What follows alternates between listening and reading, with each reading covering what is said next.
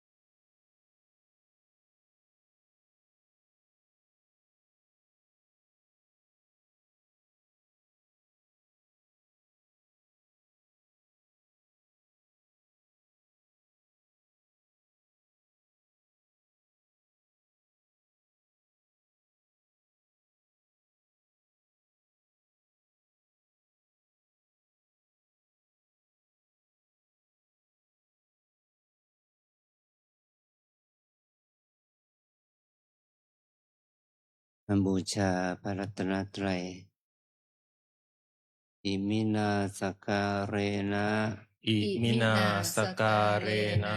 พุทธังอภิปูชยามะพุทธังอภิปูชยามะ อิมินาสการเรนะ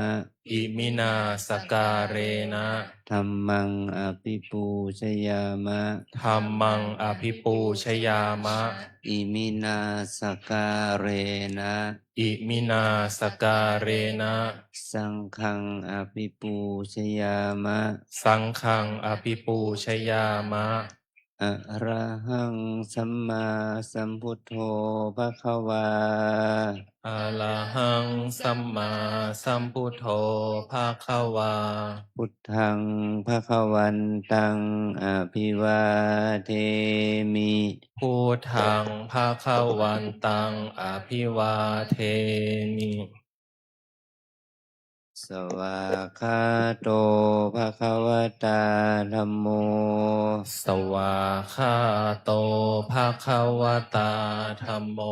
ธัมมังนัมสสามิธัมมังนัมสสามิสุปฏิปันโนภควโตสาวกสังโฆสุปฏิปันโนภาควโตสาวกสังโฆสังฆังนามามิสังฆังนามามิ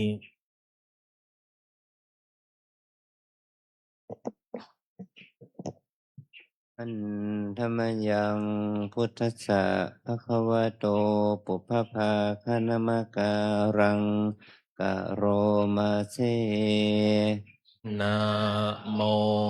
ตัสสะภะคะวะโตอะระหะโตสัมมาสัมพุทธัสสะนะโมตัสสะภะคะวะโตอะระหะโตสัมมาสัมพุทธัสสะนะโมตัสสะภะคะวะโตอะระหะโตสัมมาสัมพุทธัสสะอัญชลีวันทาอภิวาทอัญชลีวันทาอภิวาทอัญชลีวันทาอภิวาทอัญชลีวันทาอัญชลี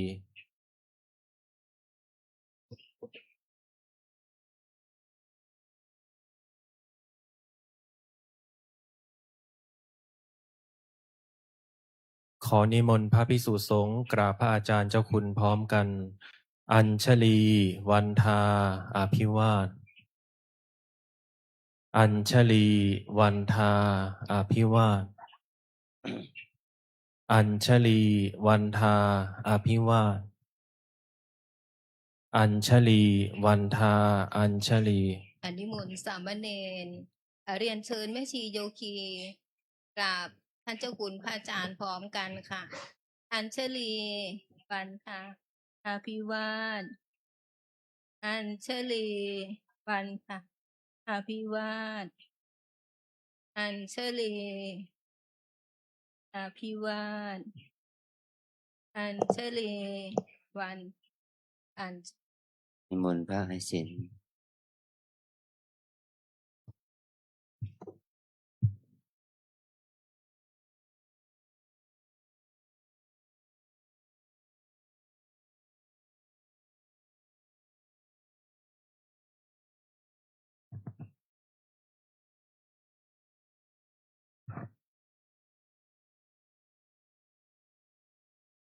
ขอนิมนต์สามเณรทุกรูปนั่งคุกเข่ากราบพระอาจารย์และกล่าวคำอาราธนาศีลพร้อมกันนะครับ อัญชลีวันทาอภิวาทอัญชลีวันทาอภิวาทอัญชลีวันทาอภิวาทอัญชลีวันทาอัญชลี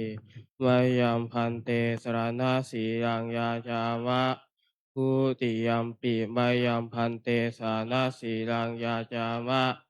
ตติยัมปิมายามพันเตสรณะสีรังยาจามะ นะโมตัสสะภะคะวะโตอะระหะโตสัมมาสัมพุทธัสสะ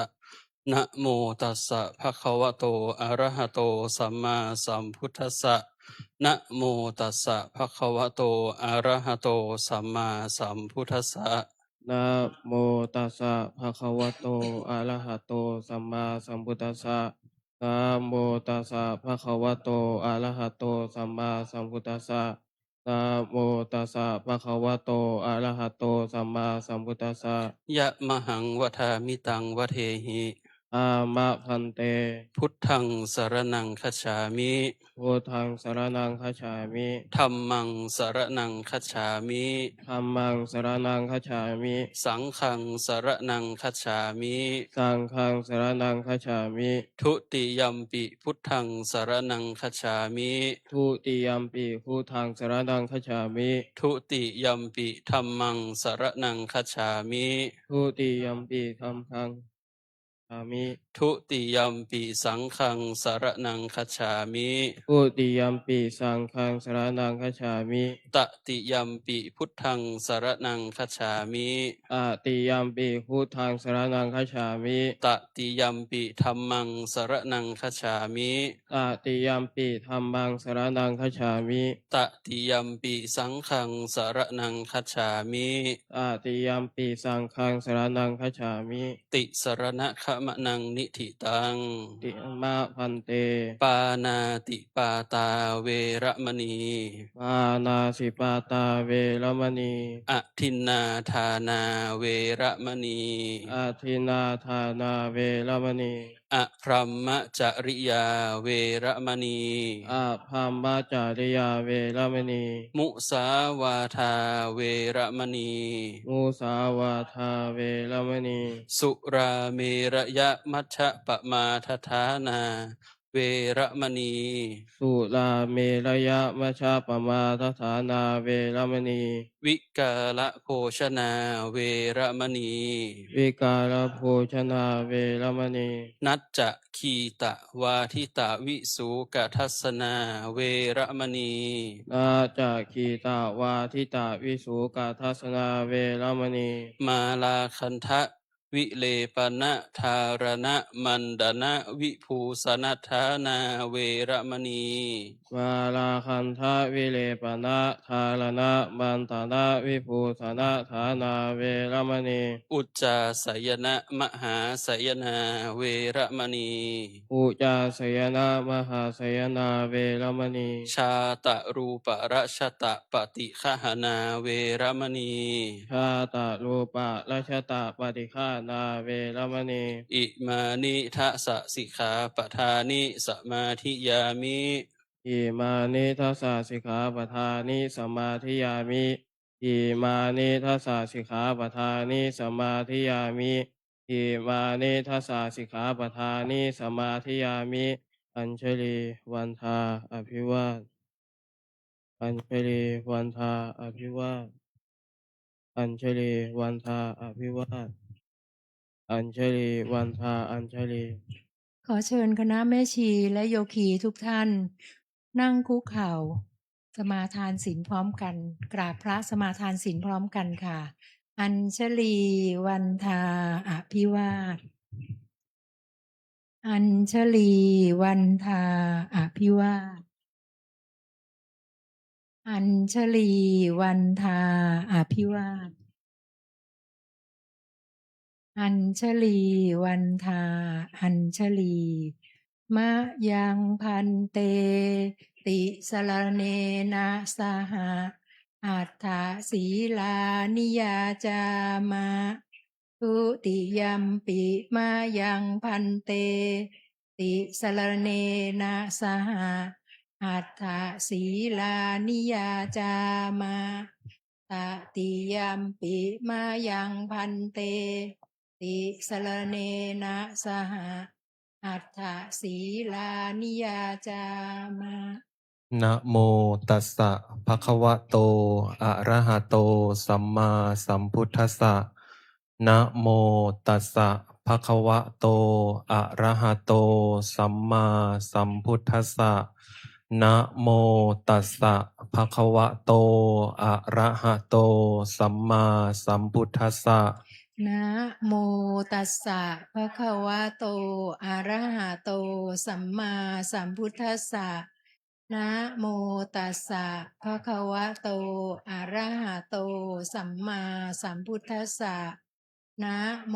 ตัสสะภะคะวะโตอะระหะโตสัมมาสัมพุทธัสสะ พุทธังสรณังคัจฉามิ พุทธังสรณังคัจฉามิ ธัมมังสรณังคัจฉามิ ธัมมังสรณังคัจฉามิ สังฆังสรณังคัจฉามิ สังฆังสรณังคัจฉามิ ทุติยัมปิพุทธังสรณังคัจฉามิ ทุติยัมปิพุทธังสรณังคัจฉามิ ทุติยัมปิธัมมังสรณังคัจฉามิ ทุติยัมปิธัมมังสรณังคัจฉามิ ทุติยัมปิสังฆังสรณังคัจฉามิ ทุติยัมปิสังฆังสรณังคัจฉามิ ตติยัมปิพุทธังสรณังคัจฉามิ ตติยัมปิพุทธังสรณังคัจฉามิ ตติยัมปิธัมมังสรณังคัจฉามิ ตติยัมปิธัมมังสรณังคัจฉามิ ตติยัมปิสังฆังสรณังคัจฉามิ ตติยัมปิสังฆังสรณังคัจฉามิ ติสรณะคมนังนิธิตัง อามะพันเต ปานาติปาตาเวระมณีสิกขาปะทังสมาธิยามิ ปานาติปาตา เวระมณีสิกขาปะทังสมาธิยามิ อทินนาทานาเวระมณีสิกขาปะทังสมาธิยามิ อทินนาทานา เวระมณีสิกขาปะทังสมาธิยามิ อพรัมมจริยาเวระมณีสิกขาปะทังสมาธิยามิ อะพรัมมจริยา เวระมณีสิกขาปะทังสมาธิยามิ มุสาวาทาเวระมณีสิกขาปะทังสมาธิยามิ มุสาวาทา เวระมณีสิกขาปะทังสมาธิยามิ สุราเมรยมัชฌะปมาทฐานา เวระมณีสิกขาปะทังสมาธิยามิ สุลาเมระยะมัชฌะปมาทัฏฐานา เวระมณีสิกขาปะทังสมาธิยามิ วิกาลโภชนาเวระมณีสิกขาปะทังสมาธิยามิ วิกาละโภชนา เวระมณีสิกขาปะทังสมาธิยามิ นัจจะคีตะวาทิตะวิสูกทัสสนะมาลาคันทะวิเลปนะธารณะมันดนะวิภูสนัทธานา เวระมณีสิกขาปะทังสมาธิยามิ นัจจะคีตะวาทิตะวิสูกะทัสสนะมาลาคันทะวิเลปนะธารณะมานดนะวิภูสนัตถานา เวระมณีสิกขาปะทังสมาธิยามิ อุจจาสยนะมหาสยนา เวระมณีสิกขาปะทังสมาธิยามิ อุจจาสยนะมหาสยนา เวระมณีสิกขาปะทังสมาธิยามิ อิมานิอัฏฐสิกขาปทานิสมาธิยามิ อิมานิอัฏฐสิกขาปทานิสมาธิยามิ อิมานิอัฏฐสิกขาปทานิสมาธิยามิ อิมานิอัฏฐสิกขาปทานิสมาธิยามิ อิมานิอัฏฐสิกขาปทานิสีเลนะสุขติงยันติสีเลนะโภคสัมปทาสีเลนะนิพพุติงยันติตัสสมาสีลังวิโสทะเย สาธุ สาธุ สาธุ อัญชลีวันทาอภิวาทอัญชลีวันทาอภิวาทอัญชลีวันทาอภิวาทอัญชลีวันทาอัญชลี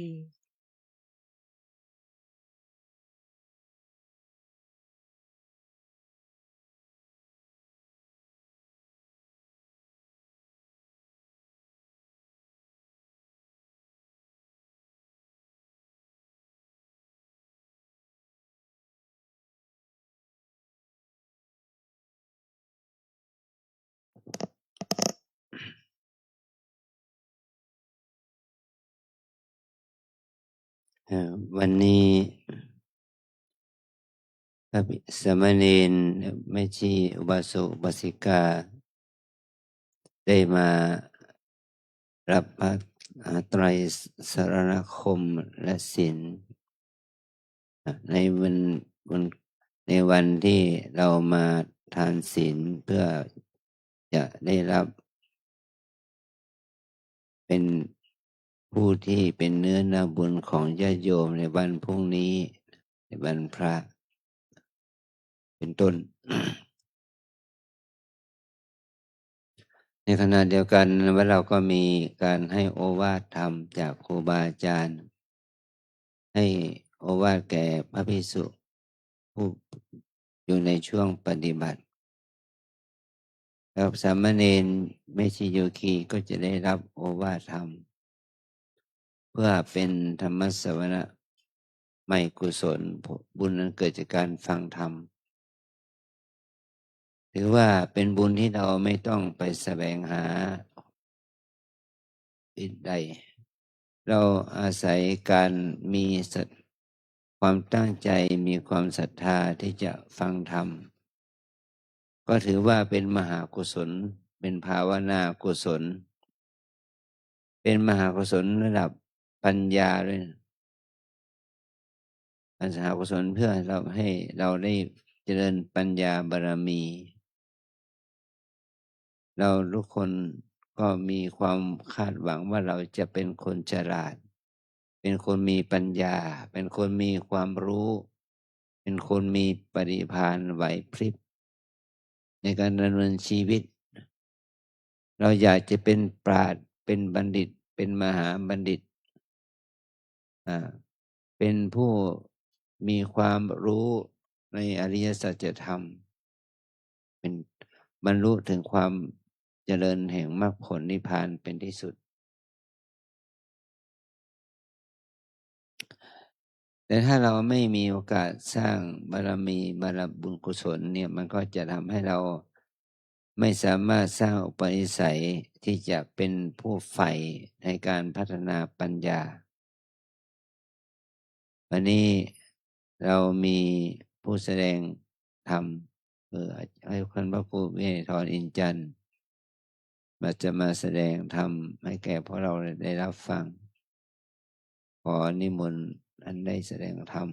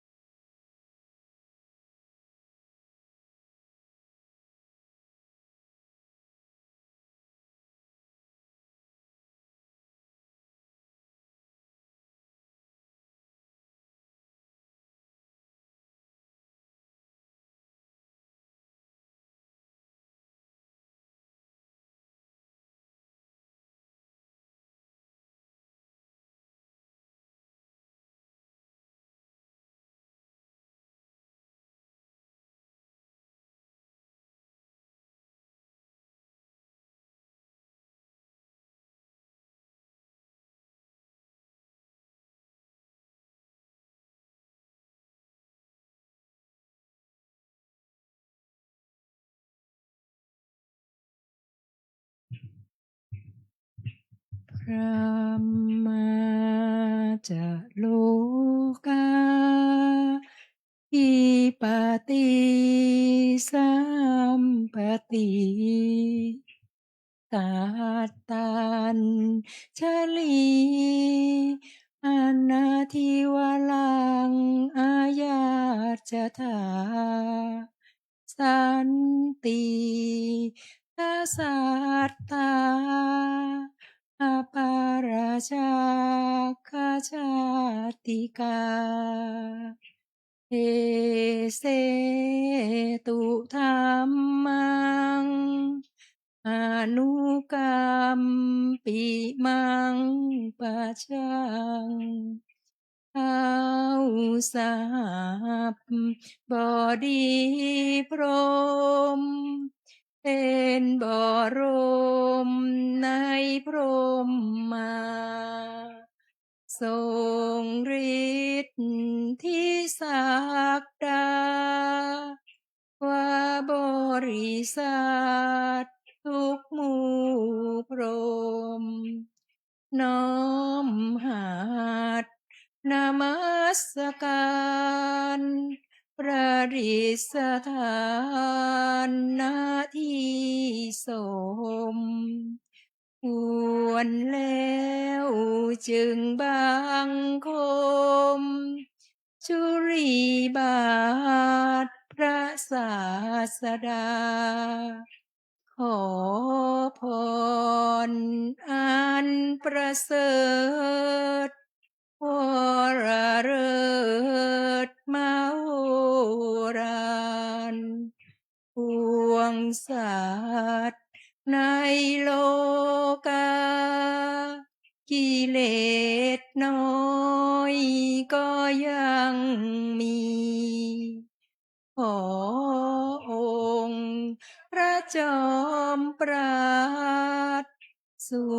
ธรรมาสอันรู้จริงโปรดปวงประชานีท่านจงโปรดแสดงธรรม นิมนต์ท่านเจ้าขาผู้ปรีชาอันเลิศล้ำโปรดแสดงพระสั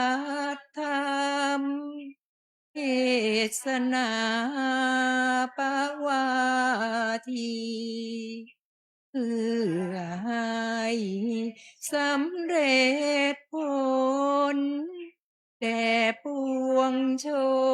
นบันดานี้ศพสุขเกษมสี สมดังเจตนาเทินอาราธนังกโรมา นะโมตัสสะภะคะวะโตอะระหะโตสัมมาสัมพุทธัสสะนะโมตัสสะภะคะวะโตอะระหะโตสัมมาสัมพุทธัสสะนะโมตัสสะภะคะวะโตอะระหะโตสัมมาสัมพุทธัสสะกาเลนะธัมมัสสวนังเอตัมมังคลมุตตมันติขอความนอบน้อมของข้าพเจ้าจงมีแด่พระรัตนตรัย มีพระพุทธ พระธรรม พระสงฆ์กราบถวายความเคารพพระเดชพระคุณท่านเจ้าคุณพระอาจารย์ พระภาวนาธรรมาภิรัตน์เจ้าคณะอำเภอเมืองเชียงใหม่เจ้าวาดวัดรำเปิงตะโปธารามที่เคารพอย่างสูง เพื่อนสาธมิกเจริญพรมาน้องสามเณรและแม่ชีโยคีทั้งหลายที่ได้มาปฏิบัติธรรม วันนี้ขอโอกาสจากหลวงพ่อบางครั้งเทศอาจจะผิดพลาดไปเนาะเขาเรียกว่ามันบางครั้งมันก็ติดลมนะ เทศติดลม ควรไม่ควรแล้วแต่จะให้อภัยกรุณาเนาะวันนี้ก็เป็นวันโกนที่วัดของเราได้ทำทุกวันโกนมาตั้งแต่สมัยหลวงปู่แล้วไม่มีวันหยุดหลวงพ่อมาทำมาเป็นเจ้าวาดก็ทำต่อมาเรื่อยๆจนถึงปัจจุบันนะนั่งท่าสบายก็ได้เนาะนั่งท่าสบาย ฟังธรรมก็พลิกได้นะ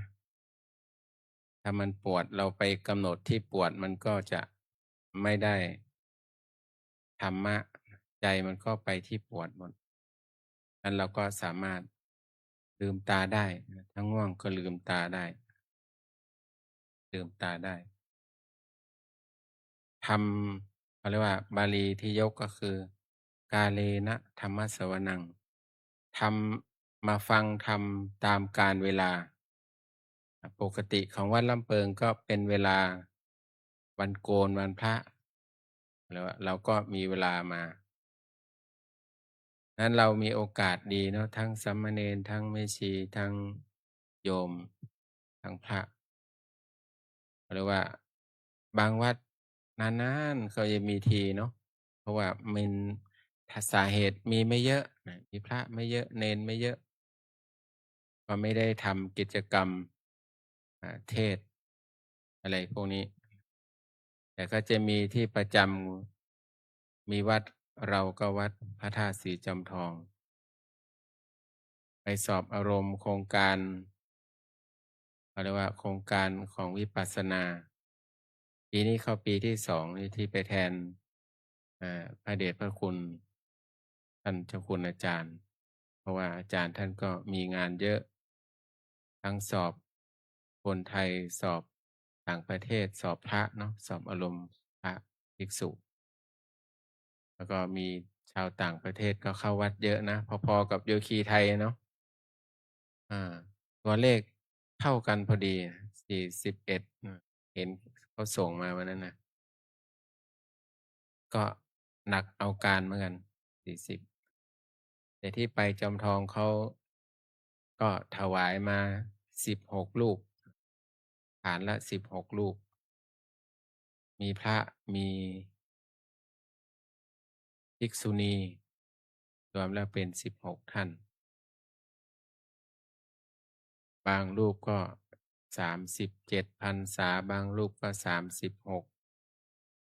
35น้อยสุดก็6พรรษานะเขารับ5พรรษาขึ้น เราก็มาคิดดูเมื่อก่อนเรา ถ้าเราไปทำไปอยู่จุดนั้นเราก็อยากจะบวชนานๆเนาะเพราะว่าพระเขาไปเขาพรรษาเยอะแต่พอมาอยู่อีกที่เราก็อยากพรรษาน้อยๆเนาะไม่อยากให้พรรษาเยอะเราพรรษาเยอะมันก็ค่อยยังชั่วหน่อยไปสอนเขามันก็ดูดีหน่อยนะ พอเขาพรรษา มีอยู่รูปหนึ่งบวชพรรษาเดียวกัน แต่ท่านบวชก่อนประมาณ10 กว่าวันเนาะบวชต้นเดือนกับ20 วันถ้านับพรรษาก็นับเท่ากัน แต่ท่านแก่กว่า ก็ไม่ไหว้ก็ไม่เป็นไรยกมือไหว้กันก็พอ ไม่ว่ากัน30 กว่าพรรษาเนี่ย ท่านก็ไม่ค่อยได้ปฏิบัติเนาะทำหน้าที่เป็นเจ้าอาวาสบ้าง เจ้าคณะตำบลบ้าง35 34 18 19ก็มี เป็นเจ้าวาด5-6 พรรษาก็เป็นเจ้าวาดเนาะภาระธุระเยอะไม่มีเวลามาปฏิบัติ พอได้มาปฏิบัติมันงงเหมือนกันนะ ไปไม่เป็นเหมือนกันเนาะหลงลืมนั่งก็โอยพระก็เดือดร้อนเหมือนกันนะเจ็บปวดเหมือนกัน ก็เลยให้กำหนด พอเขาปฏิบัติไประยะหนึ่งก็ให้กำหนด ใส่ต้นจิตไปนะ ใส่ต้นจิต ต้นจิตก็คือบางคนเดินไวเนาะเดินชอบนะให้กำหนดที่ต้นจิต อยากลุก อยากนั่ง อยากเดิน อยากคู่อยากเหยียดใส่เข้าไปพอบางคนใส่เข้าไปแล้วได้เข้าท่าอาจารย์ท่านบอก ช้าลง ได้สติเยอะขึ้น คิดน้อยลง เพราะยิ่งเป็นเจ้าวาดเนาะคิดเรื่องนู้นเรื่องนี้ แต่เขาไม่ได้เก็บโทรศัพท์ เสียอยู่ที่ว่าไม่เก็บโทรศัพท์ เอาโทรศัพท์ให้พระไปปฏิบัติ บอกว่าให้ดูแลตัวเองนะ มันเป็นไปไม่ได้หลวงพ่อเนาะมันเปิดดูอยู่แล้วนะมีพระอีกรูปหนึ่ง เป็นมหา เปิดดูข่าวที่ธุดงค์ถูกรถชนมรณภาพไป10 กว่ารูปไหม ประมาณนั้นเนาะแล้วเป็นพวกเดียวกันด้วยมาเคยเดินด้วยกัน เป็นครูบาอาจารย์กัน ท่านมรณภาพถูกรถชน ร้องไห้นะร้องไห้สะอึกสะอื้นมาสอบอารมณ์เนาะพระก็ร้องไห้เหมือนกันนะโยมนะแม้แต่พระอานนท์ท่านก็ร้องไห้นะปุถุชนเหมือนพวกเรานี่สบายร้องไห้แน่นอน ท่านพระอานนท์ท่านเป็นพระโสดาบันนะท่านก็ร้องไห้นะ ที่พระพุทธองค์จะปรินิพพานเนี่ยพระเจ้าก็เรียกพระอานนท์มาสิอยู่ที่ไหนอานนท์อานนท์ไปนู่นไปร้องไห้อยู่นู่น เรียกมาพระเจ้าก็สอนเนาะสังขารร่างกายจิตใจเนี่ย ขันธ์5เนี่ยมันไม่เที่ยง มันเป็นทุกข์มันเป็นอนิจจังทุกขังอนัตตา มันมีการเปลี่ยนแปลง พระเจ้าก็สอนนะในขนาดพระอานนท์ท่านเป็นโสดาบันนะท่านยังเสียใจเนาะยังเสียใจรับไม่ได้ รับภาษาอะไรกับพวกเราเนาะเป็นเรื่องธรรมดาไม่ได้ผิดปกติอะไรเขาก็เลยบอกว่าให้กำหนดรู้จิต มันร้องก็ร้องเนาะร้องเนาะร้องเนาะน้ำตาไหลก็ไหลเนาะไหลเนาะเช็ดเนาะเช็ดเนาะเนาะอายเพื่อนก็อายเนาะอายเนาะอายเนาะกำหนดได้หมดเลย เราบอกว่าไม่ได้เสียเวลา บางครั้งพระท่านก็บอกว่า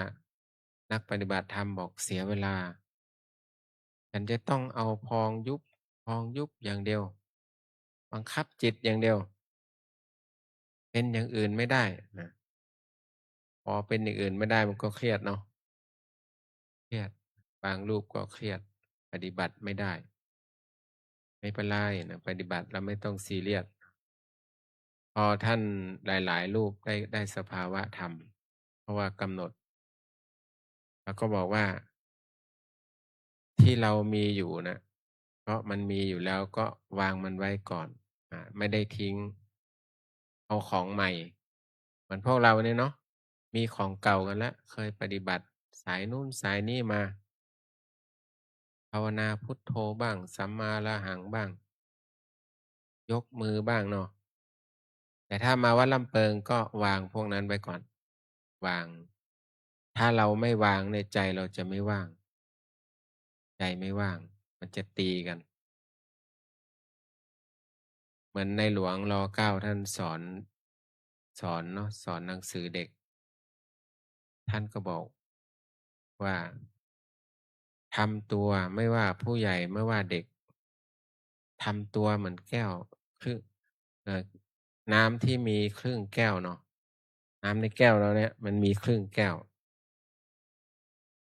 ถ้าเอามาเติมมันก็จะได้น้ำใหม่เพิ่มเข้ามาอีกแต่ถ้าน้ำเต็มแก้วเนาะทำตัวเหมือนน้ำเต็มแก้วใส่ไปเท่าไหร่มันก็ล้นออกหมดเนาะพ่อเนาะไหลออกหมดเลยนะเก็บไม่ได้เหมือนเรามีความไปปฏิบัติที่นู่นที่นี่มาเยอะนะปฏิบัติมาวัดลำเปิงอยู่ทำไม่ได้นะพองหนอยุบหนอไม่ได้ไม่ถูกจริตขอกลับก่อนนะบางคนขอกลับก่อนจริงๆพองหนอยุบหนอนี่มันเข้าได้ทุกคนนะได้ทุกจริตเพราะว่าเราไม่ได้ไปบริกรรมเรื่องอื่นไอ้ที่พองยุบมันมีมาตั้งเกิดแต่เกิดแล้วแต่มันไม่มีใครสอนเราไม่มีใครสอนเราแต่ถ้าเรานั่งแล้วนั่งไปภาวนาไปมันเห็นอาการพองชัดเจนมันเบาสบายนะมันมีความสุขอะมีความสุขพอเราอยากได้มันไม่มาแล้วเนาะไม่มาละมันเบาสบายมันมีนะแต่มันก็ไม่บ่อยครั้งอ๋อมันต้องเกิดจากที่ใจเราปล่อยวางนะใจเราปล่อยวางก็บอกให้พระท่านต้องปล่อยวางนะยิ่งเราเห็นข่าวเนี่ยเนาะเมื่อเช้านี่พระท่านบอกข่าวมีอะไรเดือนที่แล้วก็พระเดินธุดงค์เนาะเพราะว่าอีสานนี่ท่านจะทำกันก่อนพรรษานี่หลายวัดนะครูบาเนาะมีหลายวัดเนาะมีข่าวเนาะทำเดินจากจังหวัดนู้นจังหวัดนี้ไปจำพรรษากันท่านทำกิจกรรมเป็นกิจวัตรของอ่าพระคุณเจ้าทางภาคอีสานท่านทำญาติโยมก็รู้ก็ใส่บาตรกันตามกำลังศรัทธาทำอย่างนี้เป็นประเพณีทางอีสานท่านจะทำเป็นเรื่องปกติพอพระถูกรถชนเนาะก็มีคนไปแสดงความคิดเห็นว่ามันไม่ใช่ที่พระเดินอย่างงู้นอย่างนี้เขาเรียกว่าถูกคนเขาด่าเอาเนาะสมัยใหม่นี้เขาเรียกทัวร์ลงทัวร์ไปจอดที่หน้าบ้านถูกออกจากบริษัทนะ ข่าวก็ออกว่าบริษัทไล่ออกบริษัทบอกไม่ไล่ไม่ได้ไล่เขาลาออกเองแต่วันนี้ก็มีข่าวนะมีข่าวที่บางคนก็เสียอกเสียใจเสียคนที่รักบ้างอะไรบ้างมันมีอะไรเขาเรียกอะไรบาร์เบียร์เนาะโรงเบียร์โรงเหล้าอะไรไม่รู้ล่ะเราก็ไม่เคยเข้าพอบวชมานานลักษณะมันเป็นโรงเพราะว่าโรงเบียร์ไฟมันไหม้เนาะ มันลุกพรึบพรับพรึบพรับไวมากเลยเพราะออกไม่ทันเสียชีวิตไปตามข่าวนะบางข่าวก็บอก27บางข่าวก็บอกว่าอัปเดตใหม่45คนบาดเจ็บอีกเป็น100โอ้แสดงไปเที่ยวกันเยอะเนาะไปเที่ยวกันในนั้นเยอะเลยแต่คนที่ไปเที่ยวไม่ใช่คนจนนะคนมีฐานะคนมีอันจะกินพอทำงานเสร็จก็เครียดอยากไปผ่อนคลายไปฟังเพลงไปอะไรเนาะเพราะว่าไปตามนั้นน่ะแต่คนมันไม่ถึงที่ตายมันก็ไม่ตายนะบางคนไปด้วยกัน3-4คนบอกเพื่อนไม่รอดแต่ตัวเองกับเพื่อนอีกรอดได้คุยพระเขาก็นั่ง มันมีข่าวเราก็อ่านอ๋อมันบอกว่ามันไปสูบออกมาสูบบุหรี่เลยรอดตายพระก็เดินได้ท่านี่ผมว่าแล้วบุหรี่ก็มีประโยชน์นะว่ะคนสูบก็เห็นดีเห็นงามด้วยเนาะถ้าไม่มีบุหรี่นี่ตายนั่นเนี่ยผมว่าแล้วบุหรี่มีประโยชน์มันน่ะมันออกมาสูบบุหรี่เลยไม่ตายรอดตายถ้ามันไม่ถึงที่ตายเนาะอีกคนหนึ่งก็ยังไม่ถึงคิวตัวเองให้แม่บ้านเป็นคนร้องก่อนไปร้องเพลงตัวเองก็ไปเข้าห้องน้ำก่อนเข้าห้องน้ำห้องท่าให้เรียบร้อยแล้วก็ค่อยขึ้นแทนกันไฟไหม้ตอนนั้นพอดีตัวเองก็เลยได้ออกจากนั้นมาแล้วเข้าไปช่วยภรรยาไม่ได้เสียใจเนาะเสียชีวิตไปหลายคนนะตายไปหลายคน ถ้าเราจะพูดถึงธรรมะก็พระพุทธเจ้าบอกว่าเป็นผีเนาะผีมันหลอกมันหลอกเอาตัวเองเนี่ยหลอกเอาพวกเราไปนะ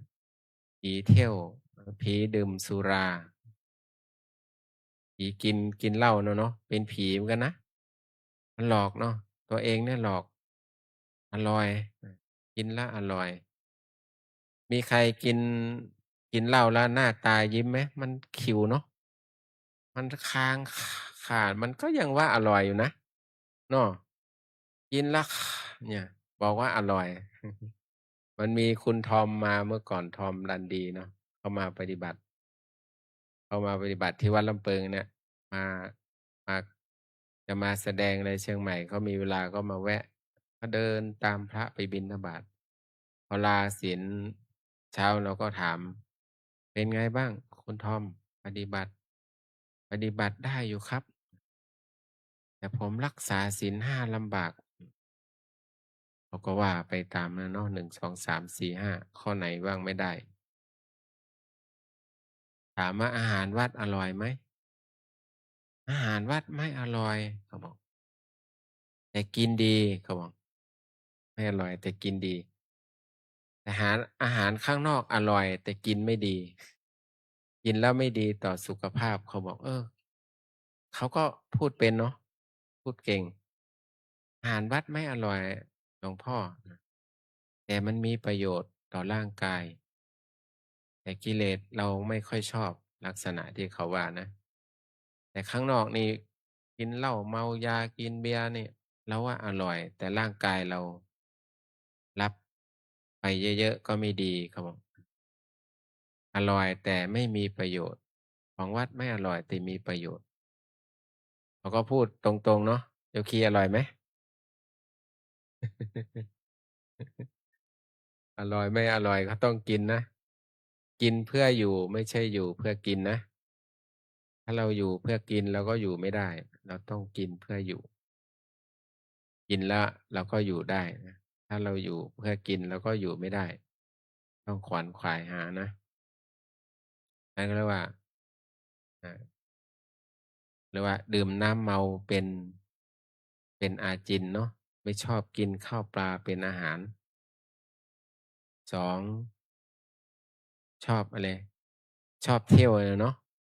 ชอบเที่ยวยามวิกาลผีตัวที่2ชอบเที่ยวอันนี้ในตำรานะไม่ได้ว่าให้ใครนะชอบเที่ยวตามยามวิกาล หรือว่าไม่ในข้อนั้นเขาก็บอกว่าไม่รักลูกรักเมียในตำราเนาะที่เราเรียนมาเนาะไม่รักลูกรักเมียไม่รักครอบครัวชอบเที่ยวแต่บางครอบครัวก็เขาพากันไปเนาะพากันไปเที่ยวบางคนบอกช่วยภรรยาไม่ได้ภรรยาเสียชีวิตก็มีบางครั้งมันเครียดอย่างที่ว่านะไปเปิดหูเปิดตาชอบเล่นการพนันเดี๋ยวนี้อะไรเขาเรียกมัคคามัคคะเลยเลยเนาะมันลามมาถึงพระนะมัคคาเนี่ยนะเข้ามาถึงวัดก็มีนะแต่ไม่ได้เล่นกันหรือเปล่าเนี่ยอามัคคา ต้องระวังนะการพนันเอาเรียกว่า เล่นไฮโลเล่นการพนันเดี๋ยวนี้มันเล่นในมือถือเนาะในมือถือมีหมดเลยนะเล่นการพนันคบอะไรนะคบคนชั่วคบคนชั่วเป็นโจรก็จะถูกอะไรก็ถูกอาญาแผ่นดินนะคบคนชั่วเป็นโจรนะคบคนชั่วเป็นโจรขี้เกียจคร้านเกียจคร้านการทำงานเนาะเกียจคร้านการทำงาน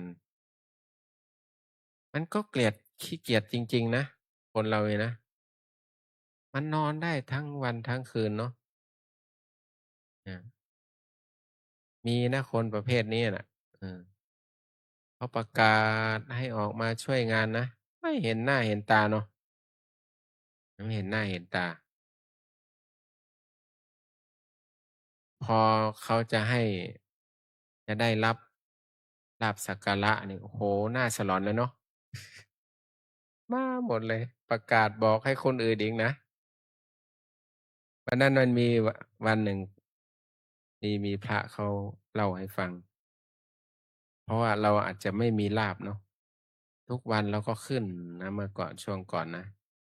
วันนั้นไปธุระอะไรไม่รู้กลับมาวันที่24นะเดือนไหนไม่รู้นะหลวงพ่อเจ้าวาดท่านอารมณ์ไหนไม่รู้ถวายถวายพระเณรขึ้นทำวัดนะองค์ละ200มีพระอยู่รูปก็จำไว้ว่าวันที่24เนี่ยหลวงพ่อเจ้าวาดจะต้องจ่ายตังค์อีกแกก็มาไล่ประกาศนะ อันนี้ขึ้นนะให้ขึ้นนะเขาว่านะเขาคุยให้ฟังเนาะเราก็ไม่ได้ยินน่ะขึ้นนะวันนี้นะหลวงพ่อท่านเจ้าคุณจะถวายเองนะ200ไล่โฆษณานะวันนั้นเห็นว่ามีพระขึ้นเยอะไม่เป็นอย่างที่ว่าเนาะไม่เป็นอย่างที่ว่าหน้าแตกกันเป็นแถวนะเออเขาว่าอาจารย์ไม่ถวายมาถวายวันพระเออมันไม่เที่ยงเนาะเนี่ยไม่เที่ยง มันต้องจ้างตลอดหรือเปล่าเนี่ยถึงจะขึ้นเยอะอันนี้อันนี้เขาเล่าให้ฟังเนาะก็มาเล่าให้ฟังไม่รู้ทางบ้านได้ยินหรือเปล่าไม่รู้ถ่ายทอดสดความจริงนี่เขาบางครั้งมันรับไม่ค่อยได้เนาะรับไม่ค่อยได้นี่ก็มันเป็นเรื่องเขาเล่าให้ฟังอันนี้เขาเรียกว่ามันก็เป็นเหตุทำให้คนที่เสียชีวิตครอบครัวเสียชีวิตเนาะคนที่มันไม่ใช่ญาติของเราเนาะเราก็รู้สึกไม่รู้สึกอะไรแต่ถ้าเป็นญาติของเราเราก็ใจแป้วเหมือนกันเราก็ได้แต่ว่าโอ้เสียใจกับเขาก็แล้วกันสงสารคนที่อยู่ก็ต้องสูญเสียญาติพี่น้องไปโดยที่ไม่ได้สั่งได้ลากันเนาะ มันไวมากเลยไฟนะปุ๊บปั๊บปุ๊บปั๊บปุ๊บปั๊บนะอันนี้ก็เขาเรียกว่าสร้างกรรมมาอย่างนั้นเนาะอันนี้เป็นเรื่องเขาเรากลับมาเรื่องของเราในการประพฤติปฏิบัติเราก็ตั้งใจมาทำนะตั้งใจมาทำอย่างที่บอกว่ากรรมฐานมันก็รั่วนะที่ไปสอบอารมณ์กับสอบอารมณ์พระเพราะว่าท่านปฏิบัติมาทั้งวันทั้งคืนพอมาเปิดดูโทรศัพท์แป๊บเดียวนะกรรมฐานไปหมดเลยนะ แค่5 นาทีก็ร่วงหมดแล้วเขาเรียกว่าครูบาอาจารย์ท่านก็เปรียบเทียบเหมือนแก้วน้ำที่ก้นมันรั่วมันเก็บน้ำไม่อยู่นั้นเขาที่วัดเราเลยบอกห้ามพูดนะห้อยป้ายไว้เลยห้ามใช้โทรศัพท์แต่เขาก็ยังมีเปิดโอกาสให้โยคีเนาะช่วงเที่ยงไปยืมโทรศัพท์มาเผื่อเอามาซื้อของเอามาอะไรมาโทรไปบ้านบ้างมีธุระถ้าไม่จำเป็นโยมก็ไม่ต้องไปยืมเขาบ่อยนะยืมบ่อยเจ้าหน้าที่ท่านก็ตำหนิเอาเหมือนกันโยคีทำไมยืมทุกวันเขาก็เป็นห่วงพวกเรานะเป็นห่วงอารมณ์กรรมฐานนะไม่ได้ไปจ้ำจี้จ้ำชัยอะไรเป็นห่วงอารมณ์กรรมฐานไม่อยากให้เราฟุ้งซ่านพ ราะเราดูอยู่กับมันมาเป็นปีเป็น10ปีแล้วโทรศัพท์เนาะทิ้งมันไว้บ้างเนาะ3 วัน3 คืนเนี่ย7 วันเดือนหนึ่งเนี่ยเนาะไม่ต้องโทรเคยบอกโยคีนะไม่ต้องโทรละขาดฉันแล้วเธอจะรู้สึกบอกงี้บอกให้โยมเขานะไม่ต้องโทรโทรหน่อยนะอาจารย์ไปขอเจ้าหน้าที่เขาไม่ให้ขออาจารย์เซ็นให้หน่อยเจ้าหน้าที่เขาบอกเซ็นให้หน่อยบอกให้เจ้าหน้าที่บอกมาเนาะถ้าไม่เซ็นก็ไม่ได้เจ้าหน้าที่บอกเขาก็เอาเซ็นเรานึกในใจเดี๋ยวมีเรื่องแน่นะพอโทรเสร็จเรียบร้อยดีใจแต่ไม่ใช่ดีใจนะกลับมาสอบอารมณ์อีกวันหนึ่งมาบอกอาจารย์รู้อย่างนี้หนูไม่โทรก็ดีอะมันด่าหนูมันอ่ะ พ่อบ้านด่าหนูด่ายังไงแล้ววะเขาบอกว่าเธอโทรมาทำไมเขาเก็บโทรศัพท์เธอไม่ใช่เหรอโทรมาทำไมนะเก็บโทรศัพท์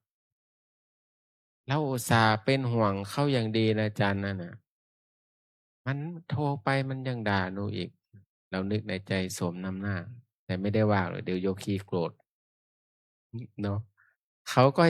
ไม่อยากให้เราผิดกฎระเบียบของวัดเดี๋ยวเจ้าหน้าที่เขาว่าเขาด่าเอาแต่จิตมันก็ปรุงแต่งนะอาจารย์หนูสงสัยมันไม่ให้หนูโทรมันคงไปเที่ยวมั้งวะปรุงแต่งไปเองแล้วโยมเนาะปรุงไปเรื่อยในจิตนะน่าจะเขาถึงให้เก็บโทรศัพท์พวกเราไงจะได้ไม่รับอารมณ์ข้างนอกเยอะถ้ารับเยอะมันจะฟุ้งซ่านบางคนก็อยู่ไม่ถึงอะเนาะ7 วันเลยต้องกลับก่อนนะอาจารย์แช่งตัวเองต่างหากนะหนูบุญมันน้อยเดี๋ยวบุญเยอะค่อยมาใหม่ หาว่าบุญตัวเองน้อยนำมาวัดเลยนะอยู่ได้ไม่นานนี่บุญน้อยต้องออกไปเอาบุญข้างนอกใหม่จริงๆอยู่ในวัดเนี่ยบุญเยอะนะโยมนะบุญเยอะบุญเยอะยังไงก็คือถ้าคนที่ไม่ไปเที่ยวมาวัดก็คงไม่เป็นไรเนาะรอดเนาะแต่คนเที่ยวมันก็ไม่ค่อยรอดนะมันไปอย่างถ้าเหตุเกิดนั้นก็เรียกว่าเรามาอยู่วัดนี่มาเอาบุญให้ตัวเองนะมากำหนดจิตตัวเองจิตมันเป็นธรรมชาติที่รับรู้อารมณ์เราจะห้ามไม่ให้จิตเราไม่ให้คิดเลยไม่ได้นะคิดจิตมันจะคิดอยู่ลักษณะอยู่3 อย่างคิดดีคิดแล้วรู้สึกไม่ดีคิดแล้วรู้สึกเฉยๆ3 อย่างนี้ก็เป็นอารมณ์กรรมฐานนะแต่ไม่ได้คิดเอาเองนะไม่ใช่นั่งวาดภาพคิดเอาเองเนาะไม่กำหนดอะไรละนั่งละเมอคิดเอาเองนะเดี๋ยวเขาจับส่งสวนปรุงนะโยมนะไม่คิดเอาเองเนาะ ให้อยู่กับอารมณ์ปัจจุบันนี้ให้อยู่หายใจเข้าดูท้องพองหายใจออกดูท้องยุบวันนี้ก็เลยจะมาบอกโยคีหน่อยทั้งพระทั้งโยคีเนาะบางครั้งเราหายใจไม่เป็นนะหายใจไม่ถูกเหมือนหลวงพ่อพระพรหมเสนาบดีท่านบอกว่าโอ้เมื่อก่อนอันนี้เอาท่านก็เล่าของท่านบ่อยๆเนาะท่านบอกว่าผมอายุตั้ง60 ปีแล้วนะ ผมก็หายใจไม่เป็นมาหายใจเป็นกับหลวงปู่เรานี่แหละท่านมาฝึกปฏิบัติอายุ60 ปีนะท่านจะเทศเรื่องนี้บ่อยๆมาเทศมาเข้ากรรมฐานกับหลวงปู่สมัยหลวงปู่ท่านมีชีวิตอยู่หลวงพ่อท่านจะมาเข้ากรรมฐานช่วงวันเกิดหลวงปู่เราเนี่ย7 วันหลวงปู่ก็ให้อธิษฐานทุกปีท่านบอกโอ้เราหายใจไม่ถูกหายใจไม่เป็น ถ้าไม่หายใจไม่เป็นท่านก็บอกว่าหายใจทิ้งหายใจขว้างหลวงปู่ว่าเสียประโยชน์ไปหมดเลยลมหายใจเข้าออกนี่มันมีประโยชน์แต่เราหายใจทิ้งหายใจขว้างไปวันๆนะคือไม่ได้กำหนดอะไม่ได้กำหนดไม่ได้ดูไม่ได้ดูลมหายใจมันเข้ามันพองมันออกมันยุบไม่เคยท่านบอกไม่เคยทำ60 ปี หายใจไม่เป็นนั่นว่ามาหายใจเป็นกับหลวงปู่เราเลยนะท่านพูดแบบไม่อายเลยแบบไม่อายแบบเต็มใจพูดอะใครจะว่าอะไรก็ไม่สนใจเพราะท่านได้ธรรมะจากหลวงปู่เนาะได้ธรรมะจากหลวงปู่ท่านพูดแบบไม่อายเลยนะว่าท่านหายใจไม่เป็นพวกเราต้องมาหายใจให้เป็นนะหายใจเข้าดูมันจะมีอยู่3ที่อันนี้ต้นพองต้นยุบหลวงพ่อก็บอกอันนี้กลางพองกลางยุบอันนี้สุดพองสุดยุบในเหนือสะดือเนี่ยที่กำหนดว่าเข้าพุทธออกโทนะเขาเรียกว่าต้นพองต้นยุบจมูกเราจมูกคนมันหนาเนาะพอเนาะจมูกมันหนาแต่ถ้าเราไปดูแมวหรือดูหมามันนะนอนนะมันหลับนะมันจะมีเนาะปิ๊บปิ๊บปิ๊บปลายจมูกมันอ่ะอ่าข้าวนี่มันจะแฟบ ออกมันจะพองที่ปลายจมูกแล้วนะถ้าลมดันมันจะพองเนาะลมออกจะยุบแต่ที่เขาภาวนาพุทโธพุทโธนั่นนะเขาเรียกต้นพองต้นยุบถ้าไปที่หลวงพ่อจรัญท่านให้กำหนดที่ลิ้นปี่ดูที่ลิ้นปี่ก่อนนะพอเราหายใจอย่างงี้ลิ้นปี่มันหน้าอกขยายแล้วก็หน้าอกจะยุบแต่ถ้าเรามาดูตัวนี้เนี่ยมันจะสับกันนะโยคีบอกว่าอาจารย์เรากำหนดนั่งเป็นยังไงบ้างโยคียุบหนอพองหนออาจารย์ดูดีๆสิโพยที่ให้น่ะเขาเขียนว่ายังไงมาดูอีกทีเอ้าไม่ใช่อาจารย์พองหนอยุบหนอมันข้าวยุบนะอาจารย์เขาว่าเอ๊ะมันยุบได้ยังไงเราก็ว่าเคยเป่าลูกโป่งไหมเราก็บอกเคยแล้วมันพองหรือมันยุบลมเข้ามันต้องพองลมออกต้องยุบก็เลยให้เขาทำให้ดูโยคีลองหายใจให้ดูซิว่ามันพองหรือมันยุบโยทีนั่งตั้งท่าเนาะหายใจเนี่ยอาจารย์มันยุบแล้วมันก็พองเขาว่าเออมันก็ใช่ดิเราหายใจเข้าหน้าอกเราหายใจแรงหายใจแรงเกินไปพอหายใจนี้ท้องมันก็แฟบหน้าอกเราก็พองพอเราไปหายใจออกท้องเราก็ไปโป่งแล้วถามว่าเหนื่อยไหมทำอย่างนั้นเหนื่อยมากวันนี้เหนื่อยทั้งวันโยคีว่าก็เราหายใจไม่ถูกหายใจให้ปกติหายใจให้เป็นธรรมชาติที่สุดจะบอกโยคีบ่อยๆนะ งั้นก็เอามือเข้าไปจับดูเล่นๆตอนนี้ก็ได้ที่คุยกันไปเนี่ยแล้วก็สังเกตดูมันมีไหมเขาอ๋อมันมีอยู่อาจารย์ก็หายใจให้ปกติแต่โยคีบางคนนะพระบางรูปท่านก็บอกว่ามันเหมือนเขาเปลี่ยนจังหวะหายใจให้เราเนาะกำหนดยากนะพองยุบไม่ใช่กำหนดง่ายๆผมได้ใช้เวลาเป็นเดือนๆนู้นนะเพราะว่าเคยทำพุทโธมาก่อนทำพุทโธมาตั้งแต่ตอนนั้นจำได้ว่าอายุ10 ออกป.6ใหม่ๆเนาะป.4ด้วยซ้ำไปมั้งออกโรงเรียนชั้นป.4ไปอยู่กับพระอืมท่านเดินธุดงค์ไปที่บ้านไปสร้างวัดที่ปัจจุบันเลยนะวัดบ้านแพะเนี่ยก็อยู่กับท่านเนาะท่านก็สอนภาวนาพุทโธหายใจเข้าพุทหายใจออกโทนะดูที่ปลายจมูกแล้วท่านก็สอนเราด้วยถ้าใจนิ่งให้พิจารณานะ พิจารณากายผมขนเล็บฟันหนัง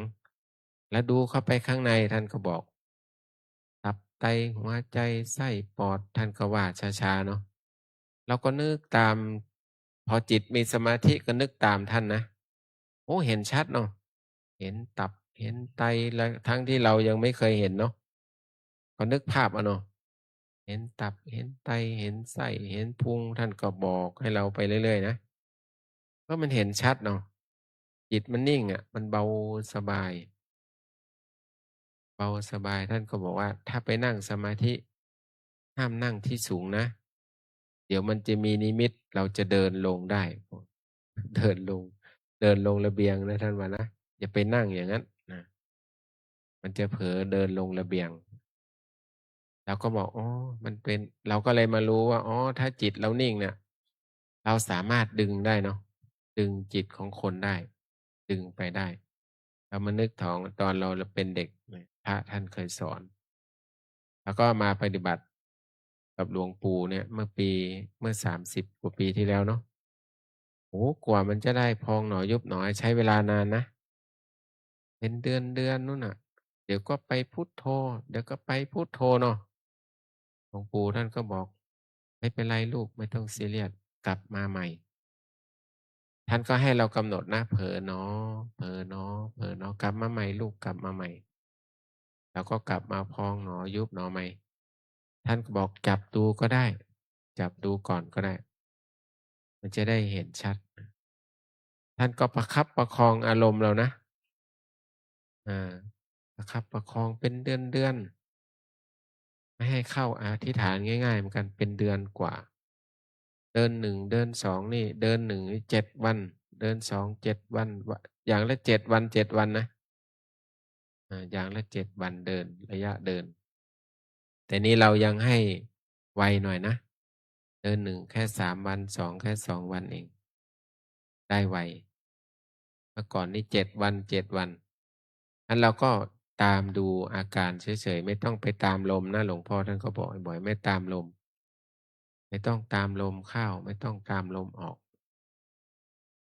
สอนโยคีบางครั้งก็ต้องบอกเนาะเพราะว่ามันมีตัวอย่างหลวงปู่ก็เคยบอก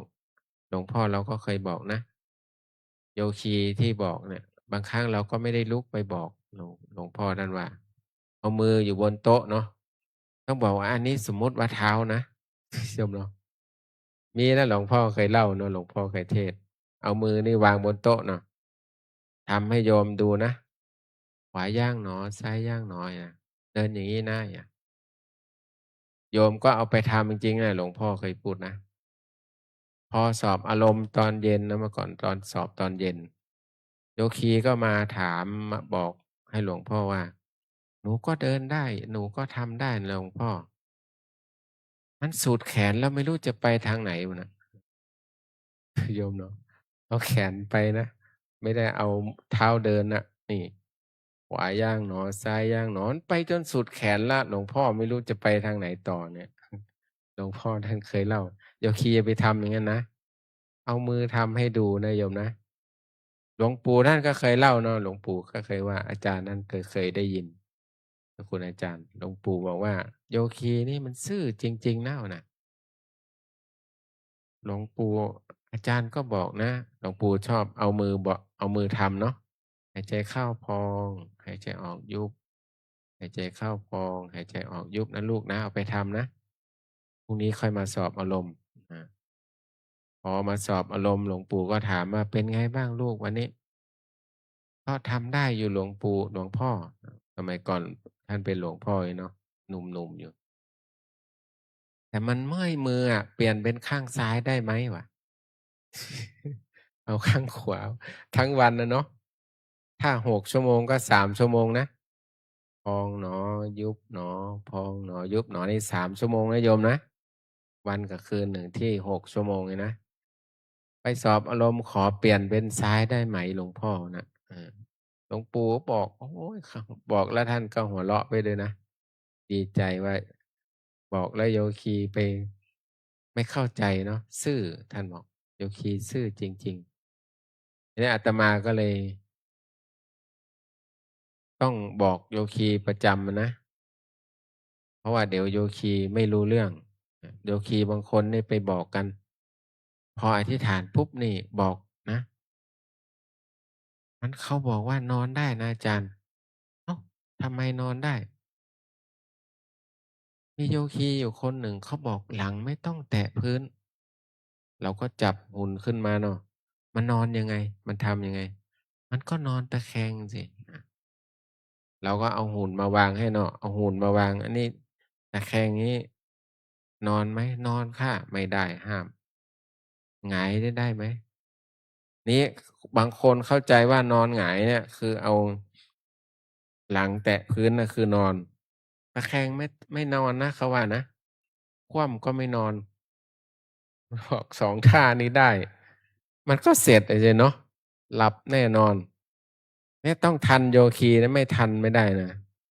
ถ้ ต้องเอาหุ่นมาวางให้ดูนะ พระก็เหมือนกันพระที่ไปสอบอารมณ์ที่จอมทองนะ พระที่45วันนะเนาะมาสอบอารมณ์ด้วยเนี่ย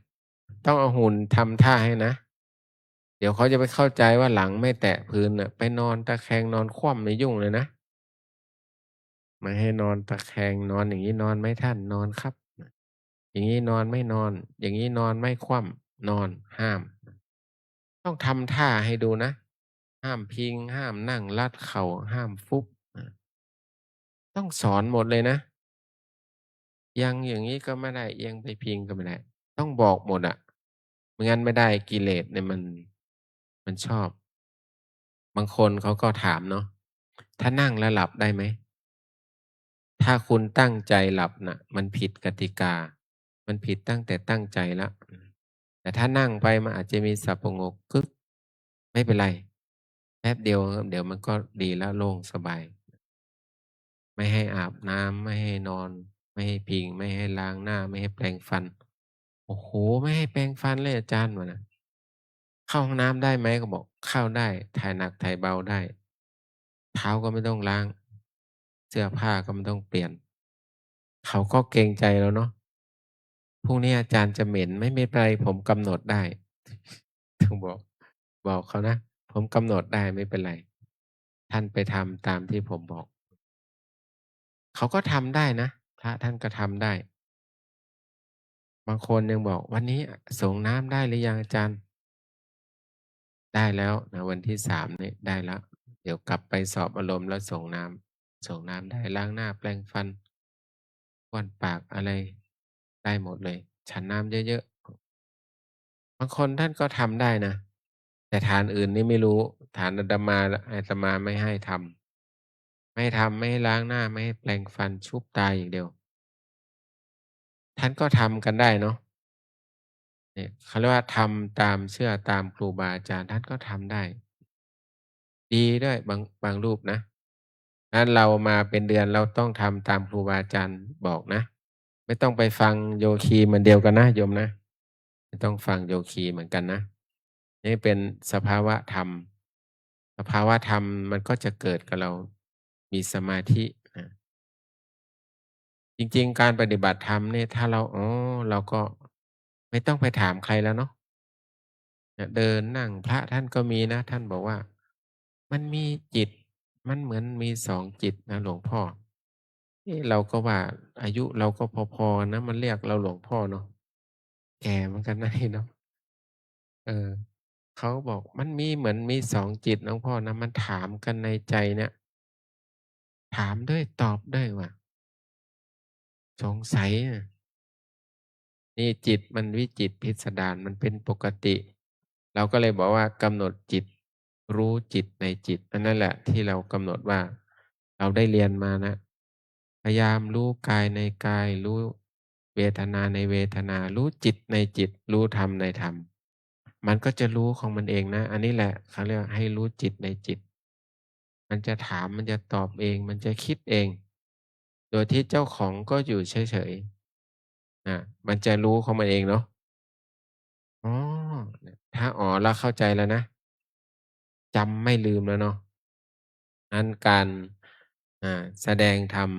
ในค่ำคืนวันนี้ตามกาลเวลาเนี่ยนะได้อันไหนอย่างที่บอกบ่อยๆนะอันไหนที่มันดีอันไหนที่มันมีประโยชน์กับเราเราก็เอาไปใช้เอาไปอ่าปรับปรุงแก้ไขตัวเองแล้วไหนๆก็เราก็มาเสียสละที่บ้านมาแล้วเนาะเสียสละห้องแอร์เสียสละการกินการนอนมาเพื่อจะมาปฏิบัติธรรมก็ตั้งใจทำนะไม่ต้องไปสนใจอะไรมันมากพัดลมพัดเลิมก็ไม่ต้องไปสนใจอืมอันนี้ไม่ใช่อวดตัวเองเนาะไม่ค่อยชอบพัดลมเป็นคนไม่ชอบพัดลมมันชอบแอร์เพื่อนบอกคนมีกรรมอะเขาเปิดแอร์ให้เขาอยู่ไม่ได้มันเย็นมันบอกไม่ถูกเนาะเป็นคนมีกรรมท่านบอกงั้นการแสดงเนี่ยถ้ามันอันไหนดีแล้วก็เอาไปใช้อันไหนไม่ดีก็ไม่ต้องเก็บไปรกหัวรกสมองนะเอาทิ้งไว้ที่เอาทิ้งไว้ที่อุโบสถนี่น่ะนะอันไหนที่ดีมีประโยชน์เราก็เอาไปใช้การแสดงพระธรรมเทศนา ในค่ำคืนวันนี้ ก็พอเห็นสมควรแก่เวลาก็ขอสมมุติยุติลงคงไว้แต่เพียงเท่านี้ เอวังก็มีด้วยประกาศนี้ หันธรรมยังสาธุกะลังกะโรมาเซ สาธุ สาธุ สาธุอาหังพุทธันจะธัมมันจะสังฆันจะสารนังคตา อุปาสิกัตตังเทเสสิงภิกขุสังคัสสะสัมมุขา เอตังเมสารนังเขมัง เอตังสารณะมุตตมัง เอตังสารณะมาคัมมะ สัพพะทุกขาปมุญจเย ยะถาพลังเจเลยยหัง สัมมาสัมพุทธัสสาสนัง ทุกขนิสสารนัสเสวะ ภาคีนิสสังอนาคเต กาเยนะวาจายะวะเจตสาวา พุทเทกุกัมมังปะกะตังมะยายัง พุทโธปฏิคันหะตุอัจจยันตัง กาลันตะเลสังวริตุงวะพุทเทกราบค่ะกาเยนะวาจายะวะเจตสาวาธัมเมกุกัมมังปะกะตังมะยายังธัมโมปฏิคันหะตุอัจจยันตัง กาลันตะเลสังวริตุงวะธัมเมกราบ กาเยนะวาจายะวะเจตสาวา สังเคกุกัมมังปะกะตังมะยายัง สังโฆปฏิคันหะตุอัจจยันตัง กาลันตะเลสังวริตุงวะสังเคกราบ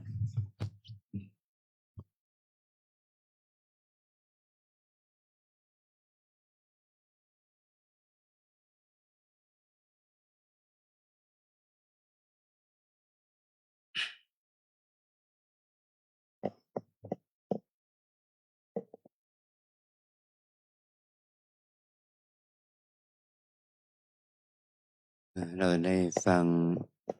โอวาทธรรมจากท่านพระครูวินัยทรอินทร์จันทร์เนี่ยสิ่งที่เรา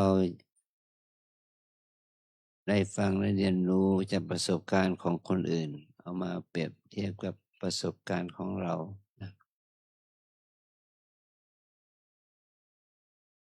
มันก็จะเป็นเหตุให้เรานั้นได้กำลังใจได้ผลขึ้นกับตัวเรานะ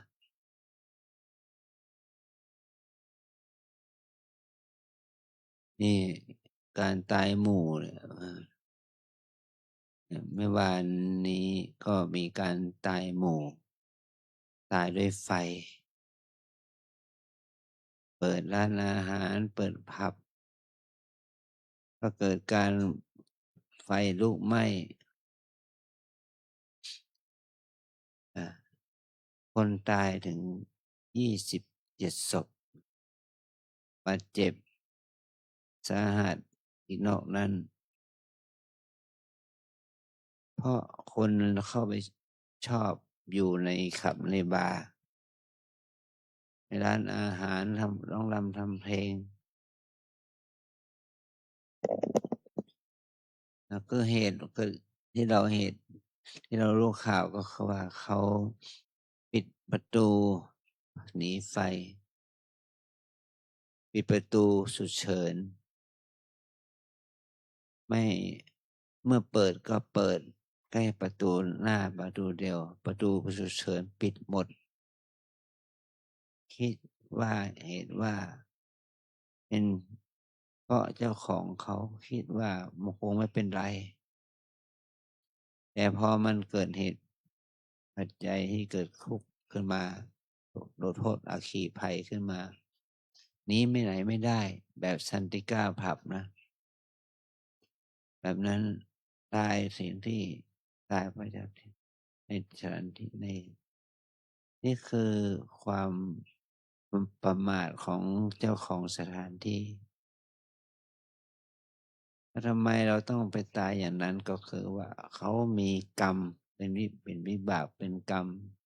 ของคนชอบที่จะเข้าไปรื่นเริงหันษาเข้าไปเกาะไปกินอะไรก็ตามนั้นเนี่ยแต่เรามาที่นี่เราไม่ได้ไปอ่ะรื่นเริงหันเพลิดเพลินสนุกสนานแต่เรามาอยู่ที่นี่เราให้เห็นว่าเรามาเพื่อปฏิบัตินะครับ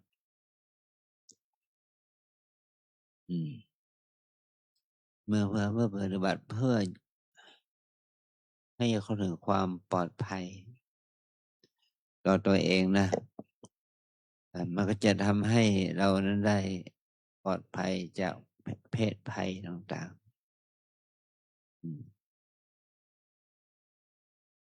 ๆนี่มัน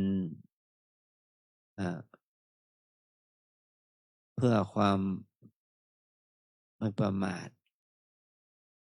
เราก็ต้องฝึกตัวเองเมื่อวานนี้พวกเราก็2-3 วันก่อนก็ว่าเราก็เสียสมาชิกในวัดคือคือไม่ชีจิรพรมณีวันท่านได้ถึงแก่กรรมเราก็ไปทำประกันชาปนกิจเมื่อวานนี้วันนี้ก็มีการเก็บอัฐิอันนี้ก็ตัวอย่างว่าคนเราจะอยู่ที่ไหนจะเป็นอย่างไรก็มันก็คงจะไม่หนีไม่พ้นความแก่ความเจ็บความตายไปได้เราก็พยายามที่จะทำกิจน้อยใหญ่ช่วยเหลือเกื้อกูลกันในยามที่ยังมีชีวิตอยู่ยังมีลมหายใจอยู่นะ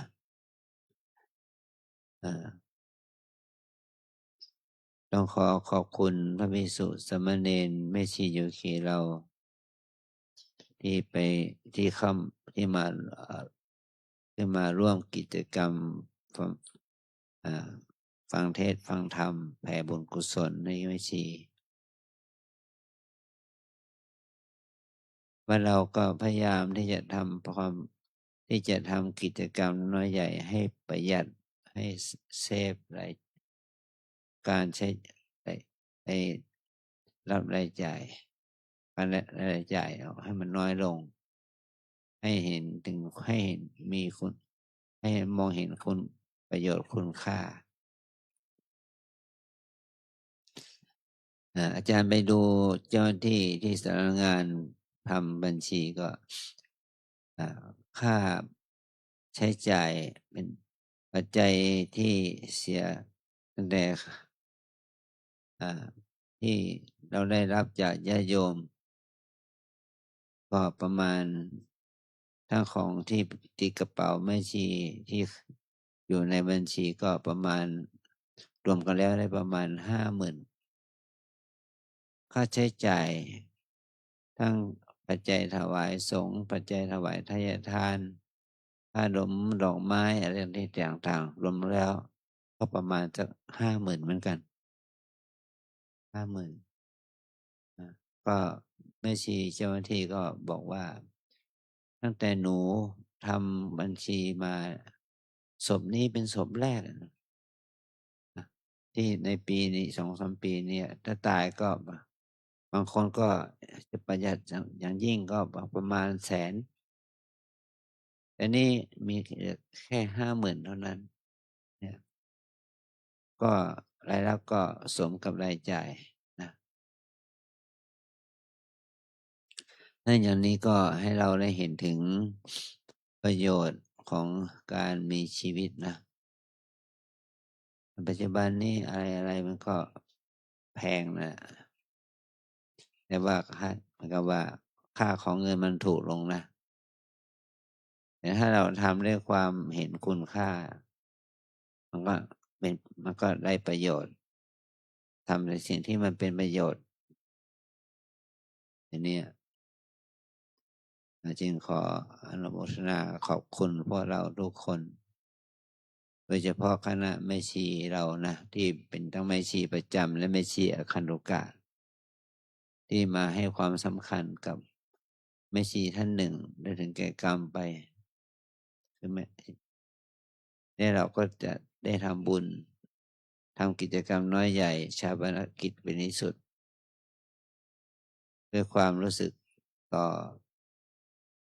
เห็นถึงสัจธรรมของชีวิต เพื่อให้ผู้ตายคือแม่ชีนั้นได้เห็นสิ่งที่เราทำแล้วก็จะเป็นมหากุศลเป็นบุญแก่แม่ชีตัวเองจึงอันนี้ก็ถือต้องให้เราได้รู้ถึงประโยชน์สุทธิผลที่เราได้มีชีวิตอยู่ด้วยกันนะเอื้อเฟื้อเกื้อกูลกันโดยเฉพาะแม่ชีที่มาปฏิบัติกับอาจารย์นะก็อาจารย์ขอให้มาฟังเทศน์ฟังธรรมก็ร่วมมือร่วมใจกันวันสุดท้ายก็ขอให้มาร่วมพิธีกรรมในวัดแต่แม่ชียังมีน้ำใจศรัทธานำไปส่งศพไปถึงป่าช้านี่คือเป็นน้ำใจของคนที่ยังมีชีวิตอยู่ เพื่อให้เกิดสิ่งที่เป็นบุญแก่กุลเพื่อให้เกิดมรณสติหรือถึงความตายที่จะมาถึงตนแล้วก็ไม่ประมาทว่าถ้าเขาตายคนอื่นตายเราไม่เอื้อเฟื้อถ้าเราตายล่ะเราจะมีใครมาเอื้อเฟื้อเราอย่างนี้นะอย่างนี้เป็นต้นจึงให้เราเห็นคุณประโยชน์ของการได้สละเวลาของชีวิตเพื่อทำคุณเป็นบุญแก่ผู้ตายและเป็นบุญแก่เราทั้งหลายนะจึงขออาจารย์ขออนุโมทนาบุญกับคณะของศรัทธาญาติโยมและแม่ชีโยคีมาเข้าครั้งนี้ด้วยนะ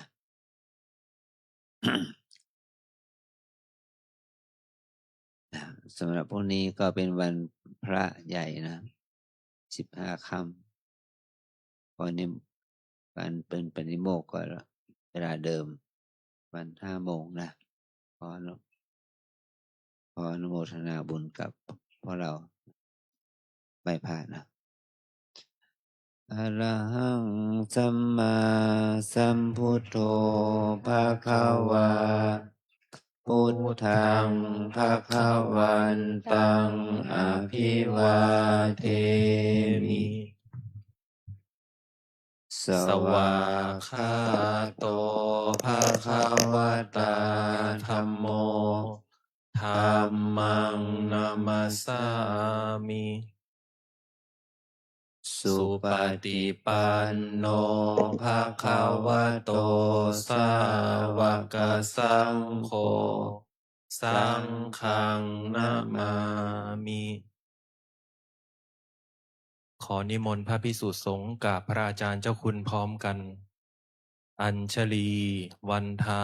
อภิวาท อัญชลี วันทา อภิวาท อัญชลี วันทา อภิวาท อัญชลี วันทา อัญชลี นิมนต์สามเณรและเชิญแม่ชีโยคีทุกท่านน้อมกราบพระอาจารย์ท่านเจ้าคุณพร้อมกันนะคะ อัญชลี วันทา อภิวาท อัญชลี วันทา อภิวาท อัญชลี วันทา อภิวาท อัญชลี วันทา อัญชลีก้มค่ะ จัตตารโอธรรมาวัฏันติอายุวันโนสุขังพลัง สาธุ สาธุ สาธุ